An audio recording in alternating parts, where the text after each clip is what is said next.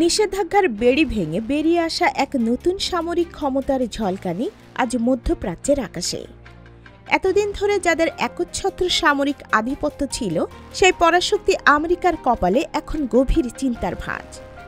বিশ্ব রাজনীতির দাবার ছক দ্রুত পাল্টে যেতে শুরু করেছে। এক দশকেরও বেশি সময় ধরে আমেরিকার চাপানো কঠোর অর্থনৈতিক নিষেধাজ্ঞাগুলো কি তবে অবশেষে ব্যর্থ হল? প্রশ্নটা আজ কেবল মধ্যপ্রাচ্যের ভূ রাজনীতির নয়, বরং আন্তর্জাতিক সামরিক ভারসাম্য রক্ষার ক্ষেত্রেও মারাত্মক গুরুত্বপূর্ণ। আমেরিকান প্রশাসন বহু আগেই ভেবেছিল কঠোর অর্থনৈতিক অবরোধের মাধ্যমে ইরানের সামরিক সক্ষমতাকে চিরতরে পঙ্গু করে দেওয়া যাবে, কিন্তু বাস্তবতা আজ সম্পূর্ণ ভিন্ন গল্প বলছে। পেন্টাগনের শত শত স্যাটেলাইট এবং দুদে গোয়েন্দা সংস্থাগুলোর নজরদারিকে বুড়ো আঙুল দেখে ইরান এমন এক সামরিক পরাক্রম প্রদর্শন শুরু করেছে যা পশ্চিমা বিশ্বের সামরিক হিসেব নিকেশ সম্পূর্ণরূপে বদলে দিতে পারে।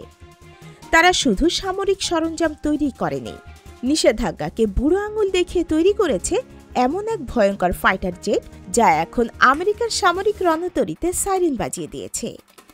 ইরান কি সত্যিই আমেরিকার অত্যাধুনিক সামরিক প্রযুক্তির সমকক্ষ হয়ে উঠেছে, নাকি এটি কেবলই দীর্ঘদিনের সামরিক সংঘাতের মুখে দাঁড়িয়ে থাকা একটি জাতির মনস্তাত্ত্বিক বিজয়? আজ আমরা উন্মোচন করব পারস্য উপসাগরের বুকে লুকিয়ে থাকা ইরানের সেই গোপন তুরুপের তাস, যার নাম শুনলেই মার্কিন রণতরীগুলোতে এখন উচ্চ সতর্কতা জারি হয়। দর্শক, স্বাগতম আমাদের আজকের বিশেষ সামরিক প্রতিবেদনে। আজ আমরা কথা বলবো ইরানের তৈরি সেই বিতর্কিত এবং একই সঙ্গে ভয়ঙ্কর স্টেপ ফাইটার জেট, যার নাম কাহেদ 313 বা যার বাংলা অর্থ বিজয় 313। মহাসাগরের ওপার থেকে আমেরিকা যখন ইরানের উপর একের পর এক কঠোর অর্থনৈতিক নিষেধাজ্ঞা চাপিয়ে দিচ্ছিল, তখন তেহরানের গোপন সামরিক বাংকারগুলোতে চলছিল এক নীরব মহাযজ্ঞ। পশ্চিমা মিডিয়াগুলো শুরুতে এই ধরনের সামরিক উন্নয়নকে কেবলই ইরানের প্রোপাগান্ডা বা সস্তা প্রচারণামূলক মিথ্যা বলে উড়িয়ে দিয়েছিল। তাদের ধারণা ছিল নিষেধাজ্ঞার জালে আটকে থাকা একটি দেশ কিছুতেই এত উচ্চ প্রযুক্তির সামরিক সরঞ্জাম তৈরি করতে সক্ষম হতে পারে না। কিন্তু আজ পরিস্থিতি ভিন্ন। সামরিক বিশ্লেষকরা এখন ভিন্ন কথা বলছেন। তারা স্বীকার করতে বাধ্য হচ্ছেন যে ইরানের প্রকৌশলীরা গোপনে যে কাজটি সম্পন্ন করেছেন তা সামরিক ইতিহাসে এক বিস্ময়কর অধ্যায়। 2013 সালে যখন কাহেদ 313 প্রথম জনসম্মুখে আনা হয়, তখন পুরো বিশ্ব অবাক হয়ে দেখেছিল। বিমানটির অদ্ভুত প্রায় ত্রিকোণাকৃতির জ্যামিতিক নকশা এবং অদ্ভুত ছোট আকারে দেখে অনেকে একে হলিউড মুভির কোনো কাল্পনিক বিমান বলে ধরে নিয়েছিলেন। কিন্তু দ্রুতই আন্তর্জাতিক সামরিক মহল বুঝতে পারে এটি কাল্পনিক নয়, বরং বাস্তব। আর এই বাস্তবতা আমেরিকার সামরিক আধিপত্যের জন্য এক দুঃস্বপ্নের নাম। ইরানের সামরিক প্রকৌশলীরা এই বিমানটিকে তৈরি করেছেন তাদের ঘোষিত জিহাদ অব সেলফ সাফিসিয়েন্সি বা আত্মনির্ভরশীলতার প্রতীক হিসেবে। বহু বছর ধরে প্রযুক্তির জন্য পশ্চিমা দেশগুলোর উপর নির্ভর না করে নিজেদের মেধাকে ব্যবহার করে একটি পঞ্চম প্রজন্মের সামরিক বিমান তৈরি করা, এটাই ছিল তাদের মূল লক্ষ্য। কিন্তু কেন এই বিমানটি আমেরিকার জন্য এত বড় এবং তাৎক্ষণিক হুমকির কারণ হয়ে দাঁড়িয়েছে? এর কারণ লুকিয়ে আছে বিমানটির প্রযুক্তিতে। কাহেদ 313 কোনো সাধারণ যুদ্ধ বিমান নয়, এটি একটি পঞ্চম প্রজন্মের স্টেলথ ফাইটার। পঞ্চম প্রজন্মের সামরিক বিমানের মূল বৈশিষ্ট্য হল এর অদৃশ্যতা বা রাডারে ধরা না পড়ার ক্ষমতা। সহজ ভাষায় বললে, এটি রাডারের পর্দায় দৃশ্যমান না হয়ে শত্রুর আকাশসীমায় প্রবেশ করে কাজ সেরে আসতে পারে। আমেরিকার তৈরি বিশ্বের সবচেয়ে দামি এবং অত্যাধুনিক বিমান যেমন F-35 বা F-22 র্যাপ্টর যে প্রযুক্তির বড়াই করে, ইরান প্রায় বিচ্ছিন্ন অবস্থায় কঠোর নিষেধাজ্ঞার মধ্য দিয়ে নিজেদের মেধা ও নিজস্ব উদ্ভাবনী শক্তির জেরে সেই স্টেলথ প্রযুক্তি অর্জন করেছে। কাহেদ 330 এর নকশা অত্যন্ত জটিল। এর জ্যামিতিক গঠন এবং বডিতে ব্যবহৃত বিশেষ ম্যাটেরিয়াল এমনভাবে ডিজাইন করা হয়েছে যা শত্রুর রাডার তরঙ্গকে শোষণ করে নেয় অথবা সেগুলোকে অন্যদিকে বিচ্যুত করে বিভ্রান্ত করে দেয়। এর ফলে আমেরিকার শক্তিশালী রাডার সিস্টেম যখন বুঝতেই পারবে না যে তাদের আকাশ সীমায় কোনো বস্তু ঢুকে পড়েছে, ঠিক তখনই কাহেদ 313 তার লক্ষ্যবস্তুতে আঘাত হানার জন্য প্রস্তুত হয়ে যাবে এবং নীরবে মিলিয়ে যাবে দিগন্তে। এই অদৃশ্য থাকার ক্ষমতাই এই বিমানটিকে মধ্যপ্রাচ্যের আকাশে আমেরিকার জন্য সবচেয়ে বড় সমস্যা হিসেবে দাঁড় করিয়েছে। তবে এর চেয়েও ভয়ের কারণ হল ইরানের সামরিক কৌশলের সঙ্গে এর উড্ডয়ন কৌশলের সমন্বয়। সামরিক বিশেষজ্ঞরা বলছেন, কাহেদ 313-কে ডিজাইন করা হয়েছে মূলত লো অল্টিটিউড ফ্লাইং বা মাটির খুব কাছে দিয়ে ওড়ার জন্য। পারস্য উপসাগরের উত্তাল ঢেউয়ের গা ঘেঁষে যখন এই স্টেলথ জেটগুলো দ্রুত গতিতে উড়ে যাবে, তখন আমেরিকার মিসাইল ডিফেন্স সিস্টেমগুলো কার্যত অন্ধ হয়ে থাকবে। আমেরিকার প্যাট্রিয়ট বা থার্ডের মতো অত্যাধুনিক আকাশ প্রতিরক্ষা ব্যবস্থাগুলো সাধারণত অনেক উঁচুতে থাকা ব্যালিস্টিক মিসাইল বা বড় আকারের বিমান ধ্বংস করার জন্য তৈরি। তারা উচ্চ ক্ষমতা থেকে আসা হুমকির মোকাবিলায় পারদর্শী।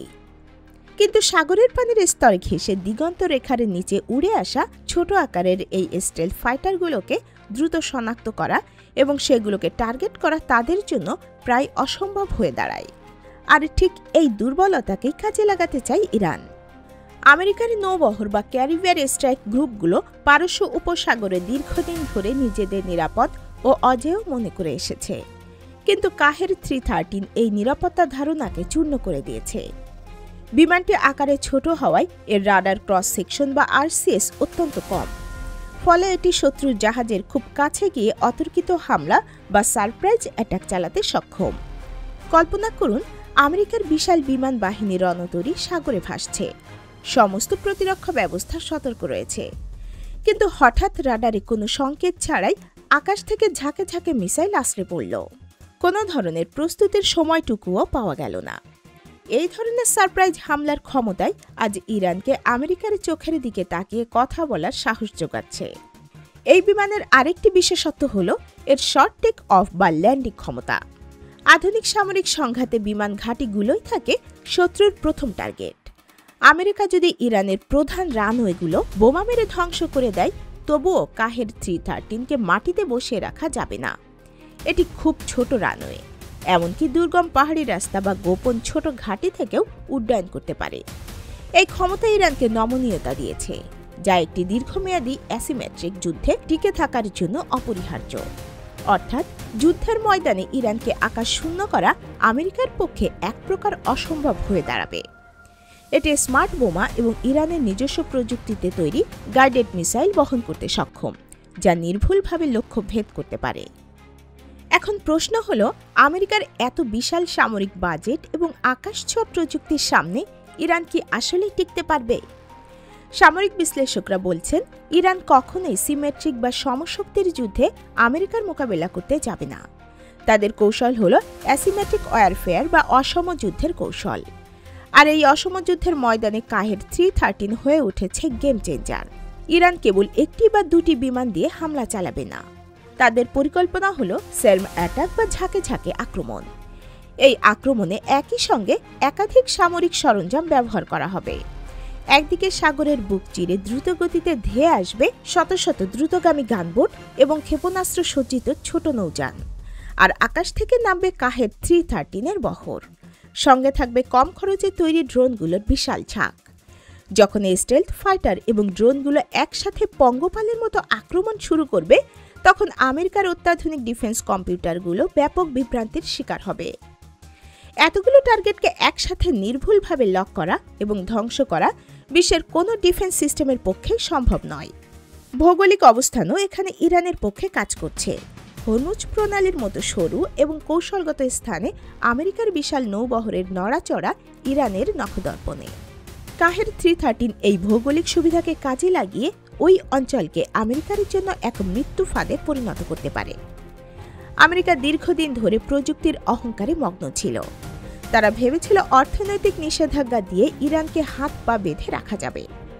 কিন্তু কাহেদ 313 প্রমাণ করেছে, বাক্যে খাঁচায় বন্দী করার চেষ্টা করলে সে আরও হিংস্র হয়ে ওঠে। এটি শুধু একটি যুদ্ধ বিমান নয়, এটি পশ্চিমা সামরিক নীতির গালে ইরানের কষে দেওয়া এক কড়া চর। এটি একটি স্পষ্ট বার্তা যে ইরান কারোর দয়ার উপর নির্ভর করে না, তারা আত্মনির্ভরশীলতায় বিশ্বাসী। পেন্টাগনের কর্তারা এখন স্বীকার করতে বাধ্য হচ্ছেন যে কাহেদ 313-এর মতো প্রজেক্টগুলোকে শুরুতে গুরুত্ব না দেওয়া ছিল তাদের একটি ঐতিহাসিক ভুল। কম খরচে তৈরি এই বিমানগুলো আমেরিকার $1 ট্রিলিয়ন সামরিক বাজেটের সামনে এক বিশাল মনস্তাত্ত্বিক পরাজয়। ইরান প্রমাণ করেছে যুদ্ধের ময়দানে কেবল দামি অস্ত্র থাকলেই হয় না, প্রয়োজন হয় সাহসিকতা আর নিজস্ব উদ্ভাবনী শক্তির। পরিস্থিতি এখন কোন দিকে মোড় নেবে? কাহের 313 কি সত্যিই কোনো বড় যুদ্ধে আমেরিকার দম্ভ চূর্ণ করবে, নাকি এটি কেবলই ইরানের শক্তি প্রদর্শনের এক মহড়া? উত্তর যাই হোক না কেন, এটি নিশ্চিত যে মধ্যপ্রাচ্যের আকাশে একচ্ছত্র আধিপত্যের দিন শেষ হয়েছে। ইরান এখন আর কেবল হুমকি দিচ্ছে না, তারা আঘাত হানার পূর্ণ প্রস্তুতি নিয়ে অপেক্ষা করছে। আর সেই প্রস্তুতির সবচেয়ে ভয়ঙ্কর নাম কাহের 313। বিশ্ব রাজনীতির এই উত্তপ্ত পরিস্থিতিতে পরবর্তী আপডেট পেতে আমাদের সাথেই থাকুন। এতক্ষণ আমাদের সাথে থাকার জন্য ধন্যবাদ।